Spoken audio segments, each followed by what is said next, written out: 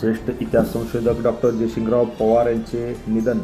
राजश्री छत्रपती शाहू महाराजांचा विचार जगभर रुजणारे समाजवादी नेते व ज्येष्ठ अभ्यासक, संशोधक, इतिहासाचे गाडे अभ्यासक, मराठा इतिहासाचे अभ्यासक प्राध्यापक डॉक्टर जयसिंगराव पवार वय वर्षे 85 यांचे निधन झाले. त्यांच्या निधनामुळे संशोधन आणि ज्ञानाच्या प्रकाशाने महाराष्ट्राच्या इतिहासातील सत्य पैलू उजळून टाकणारा आणि समाजाला वैचारिक दिशा देणारा प्रकाशाचा अखंड दीप शांत झाला.